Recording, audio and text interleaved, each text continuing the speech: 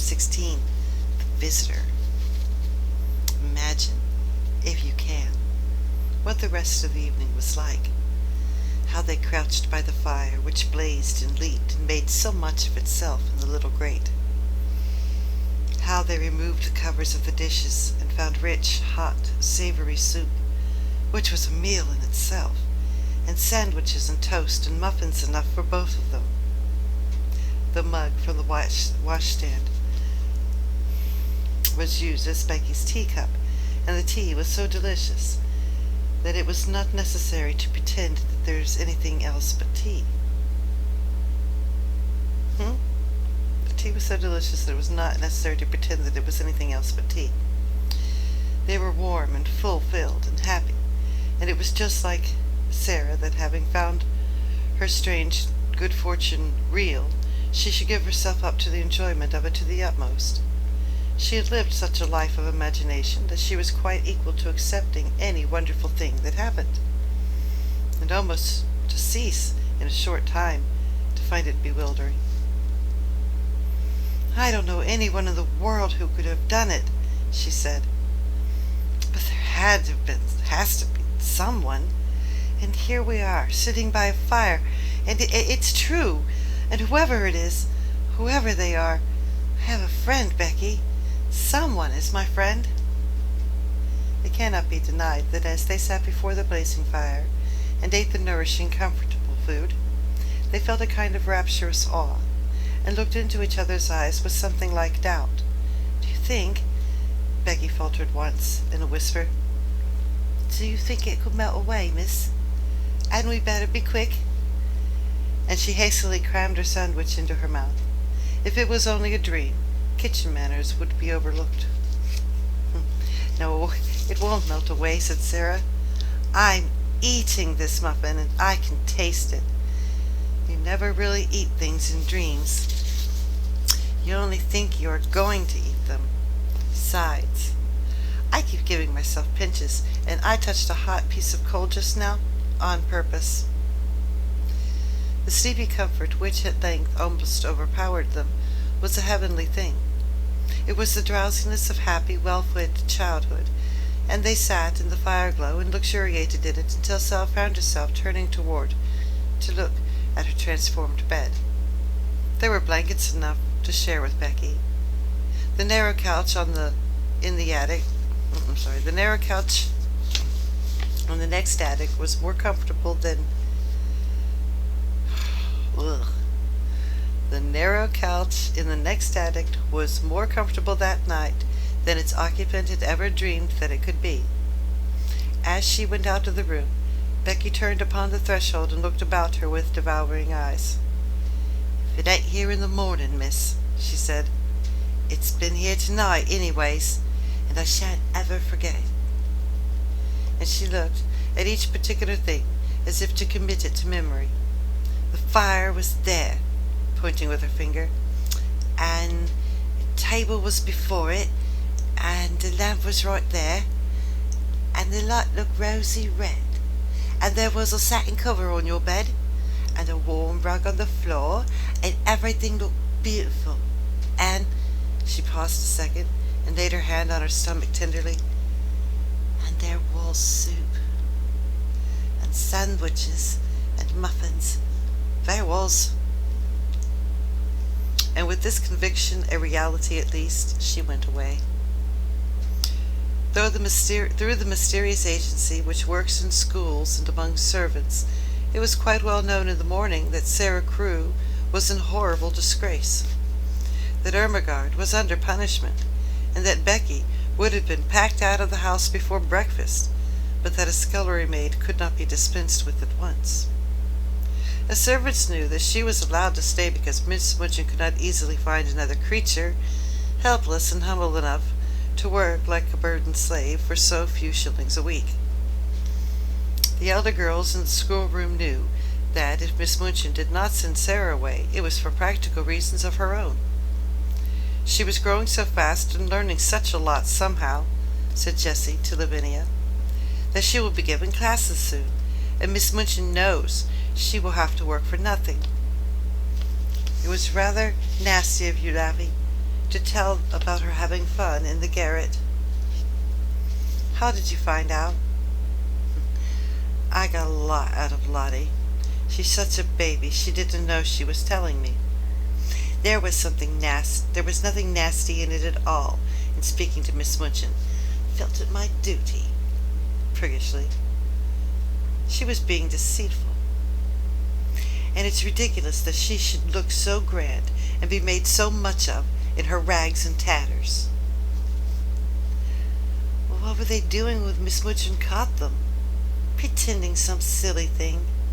Beauregard had taken up to her hamper, to share with Sarah and Becky. She never invites us to share things. Not that I care, but it's rather vulgar of her to share with servant girls and attics. I wonder Miss Minchin didn't turn Sarah out, even if she does want her for a teacher. If she turned out, where would she go? Inquired Jessie a trifle anxiously. How do I know? Snapped Lavinia. She'd look rather queer when she comes to in schoolroom in the morning, I should think, after what's happened. She had no dinner yesterday, and she'd not have any today. Jessie was not as ill-natured as she was silly. She picked up her book with a little jerk. Well, I think it's horrid, she said. They have no right to starve her to death. When Sarah went into the kitchen that morning, the cook looked askance at her, and so did the housemaids, but she passed them hurriedly. She had, in fact, overslept herself a little, and as Becky had done the same, neither had time to see each other, and each had come downstairs in haste. Sarah went into the scullery. Becky was violently scrubbing a kettle, and was actually gurgling a little song in her throat. She looked up with a wildly elated face. It was there when I wakened, miss. The blanket, she whispered excitedly. It was as real as it was last night. So was mine, said Sarah. It's all there now, all of it. While I was dressing, I ate some of the cold things we left. Ah, laws, ah, laws. Becky uttered the explanation in a sort of rapturous groan, and ducked her head over the kettle just in time as the cook came in from the kitchen. Miss Minchin had expected to see in Sarah, when she appeared in the schoolroom, very much what Lavinia had expected to see. Sarah has always been an annoying puzzle to her, because severity never made her cry or look frightened. When she was scolded, she stood still and listened politely with a grave face. When she was punished, she performed her extra tasks, or went without her meals, making no complaint or outward sign of rebellion. The very fact that she never made an impudent answer seemed to Miss Minchin a kind of impudence in itself. But after yesterday's deprivation of meals, the violent scene of last night, the prospect of hunger today, she must surely have broken down. It would be strange indeed if she did not come downstairs with pale cheeks and red eyes and an unhappy, humbled face. Miss Minchin saw her for the first time when she entered the schoolroom to hear the French class to hear the little French class its lessons and superintend its exercises. And she came in with a springing step, color in her cheeks, and a smile hovering about the corner of her mouth. It was almost astonishing thing Miss Minchin had ever known. It gave her quite a shock. What was the child made of? What could such a thing mean? She called her at once to her desk. You do not look as if you realize that you are in disgrace, she said. Are you absolutely hardened? The truth was, when one is still a child, or even if one is grown up, it is often, and has been well fed, and has slept long and softly and warm, when one has to go to sleep in the midst of a fairy story, and has wakened up to find it real, one cannot be unhappy, or even look as if one were, and one could not, if one tried, keep a glow of joy out of one's eyes. Miss Minchin was almost struck dumb by the look in Sarah's eyes when she lifted them and made her perfectly respectful answer. "I beg your pardon, Miss Minchin," she said. "I know that I am in disgrace." "Good enough not to forget it and look as if you've had come into fortune. It is an impertinence.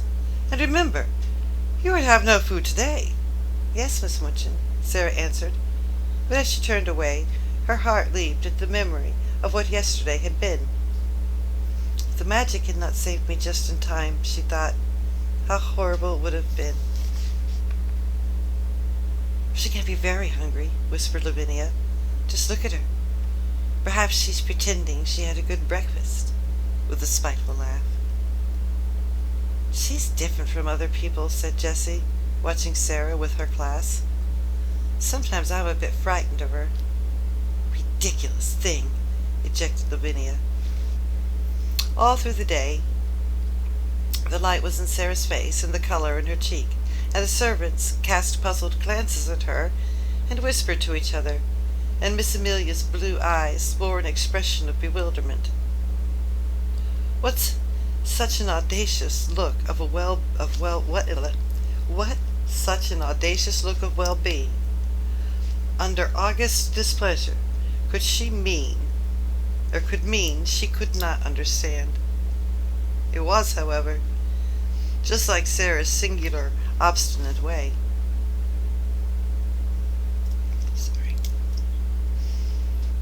When she was probably determined to brave the matter out. That was just the way she acted.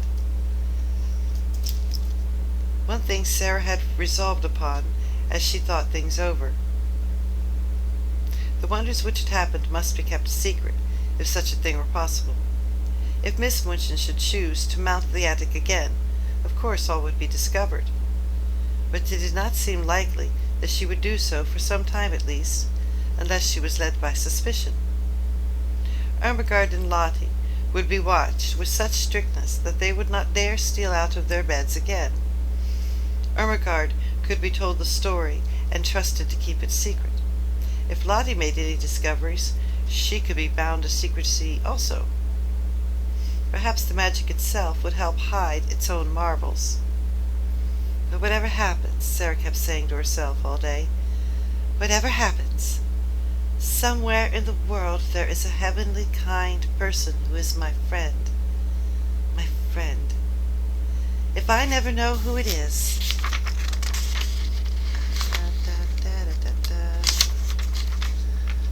If I can never thank him, I shall never feel quite so lonely. Oh, the magic was good to me.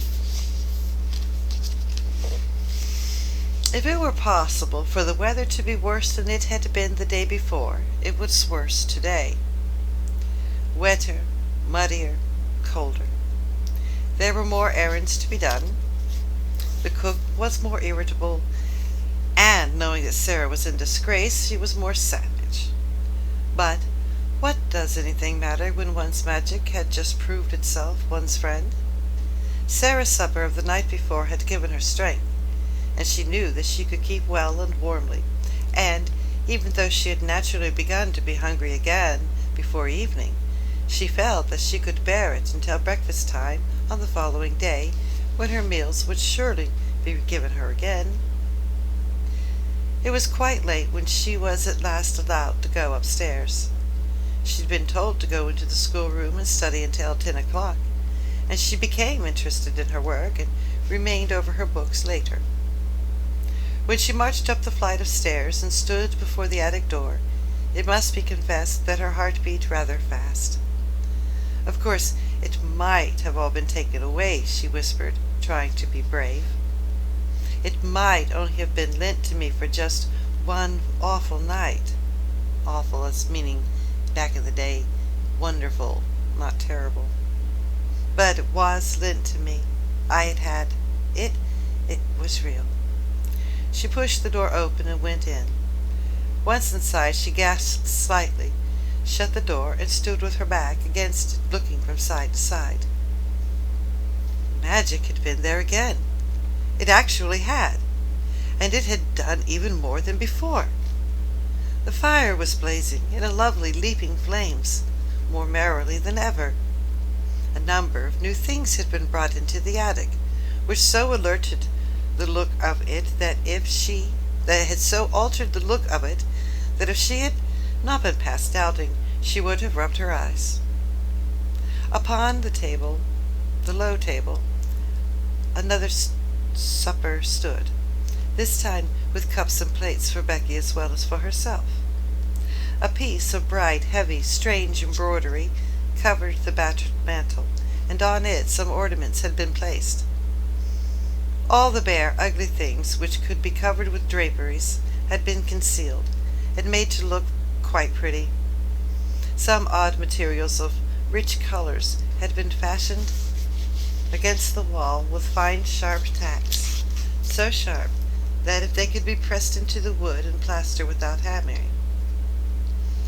Some brilliant fans were pinned up, and there were several large cushions, big and substantial enough to use as seats. A wooden box was covered with a rug, and some cushions lay on it, so that it wore quite the air of a sofa. Sarah slowly moved away from the door and simply sat down and looked again. "It's exactly like something fairy came true," she said. "There isn't the least difference. I feel as if I might wish for anything, diamonds or bags of gold, and they would appear. That wouldn't be any stranger than this. Is this my garret? Am I the same cold, ragged, damp Sarah? And to think I used to pretend and wish they were fairies. One thing I always wanted was to see a fairy story come true. I'm living in a fairy story. I feel as if I might be a fairy myself, and I'm able to turn things into anything else." She rose and knocked upon the wall for the prisoner at the next cell, and the prisoner came. When she entered, she almost dropped in a heap upon the floor.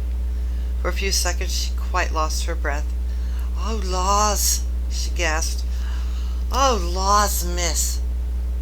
just as she had done in the scullery. "See?" said Sarah. On this night, Becky sat on a cushion upon the hearth rug and held a cup and a saucer of her own. When Sarah went to bed, she found that she had a new thick mattress and downy pillows. Her old mattress and pillow had been removed to Becky's bedstead, and consequently with these additions, Becky had been supplied with an unheard-of comfort.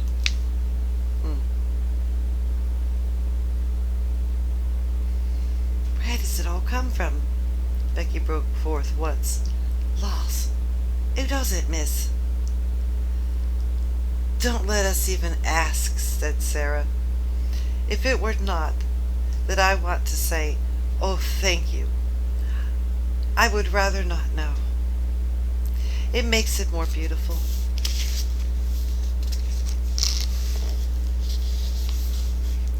From that time, life became more wonderful day by day. The fairy story continued. Almost every day something new was done. Some new comfort or ornament appeared each time Sarah opened the door at night, until in a short time the attic was a beautiful little room of all sorts of odd and luxurious things. The ugly walls were gradually entirely covered with pictures and draperies. Ingenious pieces of folding furniture appeared. A bookshelf was hung up, and filled with books. New comforts and conveniences appeared one by one until there seemed nothing left to be desired. When Sarah went downstairs in the morning, the remains of the supper were on the table. When she returned to the attic in the evening, the magician had removed them and left another nice little meal. Miss Minchin was as harsh and insulting as ever, Miss Amelia as peevish, and the servants were as vulgar and rude. Sarah was sent on errands in all weathers, and scolded and driven hither and thither, was scarcely allowed to speak to Ermengarde and Lottie. Lavinia sneered at the increasing shabbiness of her clothes, and the other girls stared curiously at her when she appeared in the schoolroom. But what did it all matter while she was living in this wonderful, mysterious story? It was more romantic and delightful than anything she'd ever invented to comfort her starved young soul and saved her from despair. Sometimes when she was scolded, she could scarcely keep from smiling. If you only knew, she was saying to herself, if you only knew. The comfort and happiness she enjoyed were making her stronger, and she had them always to look forward to. If she came home from her errands wet and tired and hungry, she knew she would soon be warm and well fed after she climbed the stairs. During the hardest day, she could occupy herself blissfully by thinking of what she would see when she opened the attic door, and wondering what new delight had been prepared for her. In a very short time she began to look less thin. Color came into her cheeks, and her eyes did not seem too much big for her, or so much too big for her face. Sarah Crewe looks wonderfully well, Miss Minchin remarked disapprovingly to her sister. Yes, answered poor, silly Miss Amelia. She's absolutely fattening. She's beginning to look like a little starved, or she was beginning to look like a little starved crow. Starved? Exclaimed Miss Minchin angrily. There was no reason why she should look starved. She always had plenty to eat. Of course, agreed Miss Amelia humbly, alarmed to find that she had, as usual, said the wrong thing. There's something very disagreeable in seeing that sort of thing in a child of her age, said Miss Minchin with a haughty vagueness. What sort of thing? Miss Amelia ventured. It might almost be called defiance, answered Miss Minchin, feeling annoyed because she knew the thing she resented was nothing like defiance, and she did not know what other unpleasant term to use. The spirit and will of any other child would be completely humbled and broken by the changes she has been made to submit to. But upon my word, she seems as little subdued as if she were a princess. Do you remember, put in the unwise Miss Amelia, what she said to you that day in the schoolroom about what you would do if you found out she was— No, I don't, said Miss Minchin. Don't talk nonsense. But she remembered it very clearly indeed. Very naturally, even Becky was beginning to look plumper and less frightened. She could not help it. She had her share in the secret fairy story, too. She had 2 mattresses, 2 pillows, plenty of bed covering, and every night a hot supper and a seat on a cushion by a fire. The Bastille had melted away. The prisoners no longer existed. 2 comforted children sat in the midst of delights. Sometimes Sarah read aloud from her books. Sometimes she learned her own lessons. Sometimes she sat and looked into the fire and tried to imagine who her friend could be, and wished she could say to him some of the things in her heart. Then it came about. Oh, excuse me. Oh my. Sorry. Grandma's neck said, oh, pops. All right. Excuse me. But I am certainly not starting over again. Then it came about that another wonderful thing happened. A man came to the door and left several parcels. All were addressed in large letters, to the little girl in the right-hand attic. Sarah herself was sent to open the door and took them in. She laid the 2 large parcels on the hall table and was looking at the address when Miss Minchin came down the stairs and saw her. Take the things to the young lady to whom they belong, she said severely. Don't stand there staring at them. They belong to me, answered Sarah quietly. To you? Exclaimed Miss Minchin. What do you mean? I don't know where they come from, said Sarah, but they are addressed to me. I sleep in the right-hand attic. Becky has the other one. Miss Minchin came to her side and looked at the parcels with an excited expression. What's in them? She demanded. I don't know, replied Sarah. Open them, she ordered. Sarah did as she was told. When the packages were unfolded, Miss Minchin's countenance wore a slightly singular expression. What she saw was pretty and comfortable clothing of different kinds, shoes, stockings, gloves, and a warm and beautiful coat. There was even a nice hat and an umbrella.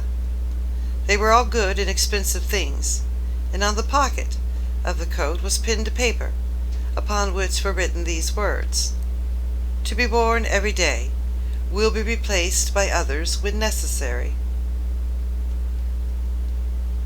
Miss Minchin was quite agitated.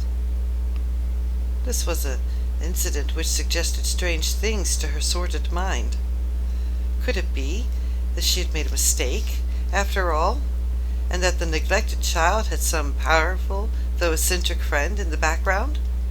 Perhaps some previously unknown relation who had suddenly traced her whereabouts and chose to provide for her in this mysterious and fantastic way?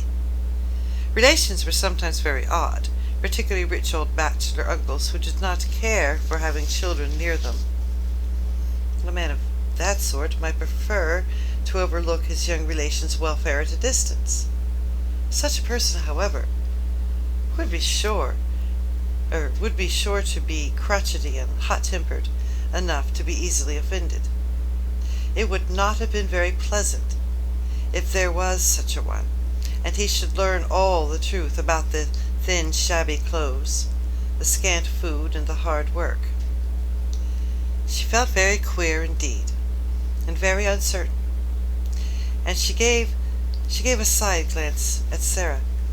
Well, she said in a voice such as she had never used since the little girl lost her father, someone is very kind to you.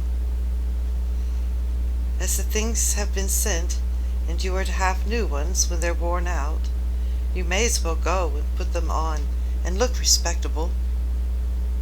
After you are dressed, you may come downstairs and learn your lessons in the schoolroom. You need not to go out on any more errands today.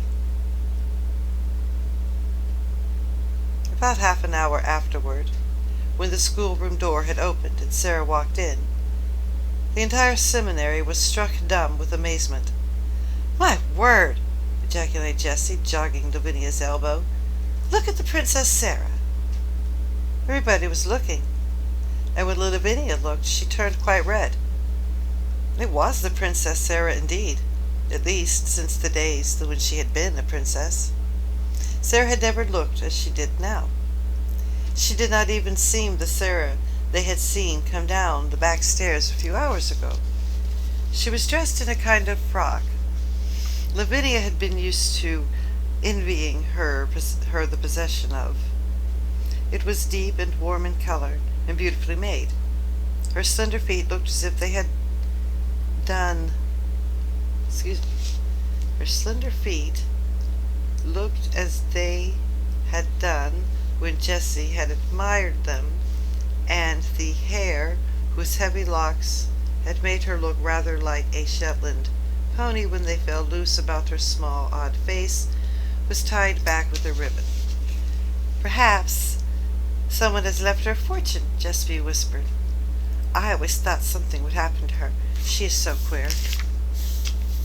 Perhaps the diamond mines have suddenly appeared again, Lavinia said scathingly.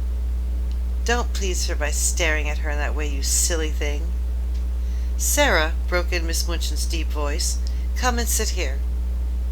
And while the whole schoolroom stared and pushed with elbows and scarcely made any effort to conceal its excited curiosity, Sarah went to her old seat of honor, bent her head over her books. What the hey? Why was she suddenly just because she had nice clothes?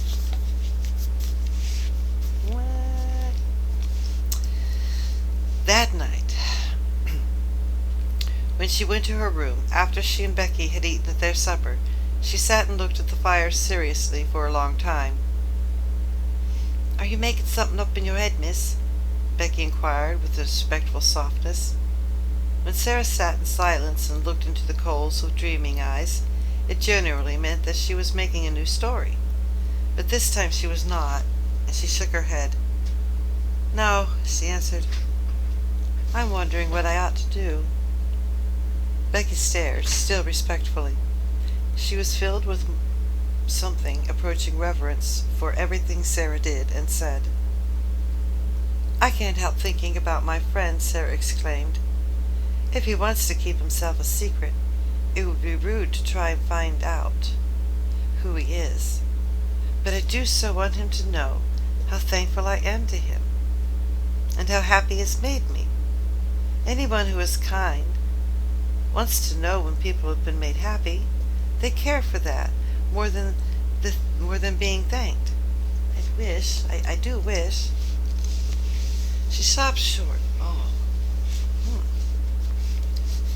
She stopped short because her eyes at that instant fell upon something standing on a table in a corner. It was something she had found in the room when she came up to it only 2 days before. It was a little writing case, fitted with paper and envelopes, pens and ink. "Oh!" she exclaimed. "Why didn't I think of this before?" She rose and went to the corner and brought the case back to the fire. "I can write to him," she said joyfully, "and leave it on the table. Then perhaps the person who takes these things away will take it too. I won't ask him anything. He won't mind my thanking him, I feel sure." So she wrote a note. This is what it said. "I hope you will not think it is impolite that I should write this note to you when you wish to keep yourself a secret. Please believe I do not mean to be impolite or to try to find out anything at all. I want to thank you for being so kind to me, so heavenly kind, and making everything like a fairy story. I am so grateful to you. I am so happy. And so is Becky. Becky feels just as thankful as I do. And it is all just beautiful and wonderful to her as it is to me. We used to be so lonely and cold and hungry, and now, oh, just think what you've done for us. Please let me say these words. It seems as if I ought to say them. Thank you, thank you, thank you." The little girl in the attic. The next morning she left this on the little table, and in the evening it had been taken away with the other things, so she knew the magician received it, and she was happier for the thought. She was reading one of her new books to Becky just before they went to their respective beds, when her attention was attracted by a sound at the skylight. When she looked up from her page and saw that Becky had heard the sound also, so as she turned her head to look and was listening rather nervously. "Something's there, miss," she whispered. "Yes," said Sarah slowly. "It sounds rather like a cat trying to get in." She left her chair and went to the skylight. It was a queer little sound she heard, like a soft scratching. Suddenly she remembered something and laughed. She remembered a quaint little intruder who had made his way to the attic once before, and she had seen him that very afternoon, sitting disconsolingly at the table before a window in the Indian gentleman's house. "Suppose," she whispered in pleased excitement, "just suppose it was the monkey who had gotten away again. Oh, I wish it was." She climbed on a chair and very cautiously raised the skylight and peeped out. It had been snowing all day, and on the snow, quite near her, crouched a tiny shivering figure, whose small black face wrinkled itself piteously at the sight of her. "It's the monkey," she cried out. "He crept out of the Hussar's attic, and he saw the light." Becky ran to her side. "Are you going to let him in, miss?" she said. "Yes," Sarah answered joyfully. "It's too cold for monkeys to be out. They're delicate. I'll coax him." She put a hand out delicately, speaking in a coaxing voice, as she spoke to the sparrows and to Melchizedek, as if she were some friendly little animal herself, and lovingly understood their timid wildness. "Come along, monkey darling," she said. "I won't hurt you." He knew she would not hurt him. He knew it before she laid her soft, caressing little paw on him and drew him toward her. He had felt human love in the slim brown hands of Ram Dass, and he felt it in hers. He let her lift him through the skylight, and when he found himself in her arms he cuddled up to her breast and took a friendly hold of a piece of her hair, looking up into her face. Nice monkey," she cooed, kissing his funny head. "Oh, I do love little animal things." He was evidently glad to get to the fire, and when she sat down and held him on her knee, he looked from her to Becky with mingled interest and appreciation. "He is plain looking, isn't he, miss?" said Becky. "He looks like a very ugly baby," laughed Sarah. "I beg your pardon, monkey, but I'm glad you are not a baby. Your mother couldn't be proud of you, and no one would dare say to you that you look like any of your relations. Oh, I do like you." She leaned back in her chair and reflected. "Perhaps he's sorry he's so ugly," she said, "and it's always on his mind. I wonder if he has a mind. Monkey, my love, do you have a mind?" But the monkey only put up a tiny paw and scratched his head. "What shall you do with him?" Becky asked. "I shall let him sleep with me tonight and then take him back to the Indian gentleman tomorrow. I'm sorry to take you back, monkey, but you must go. You ought to be fondest of your own family. I am not a real relation." And then she went to bed and made him a little nest at her feet, and he curled up and slept there as if he were a baby and much pleased with his quarters. All right. Ooh, Sue, getting excited. I will see you later.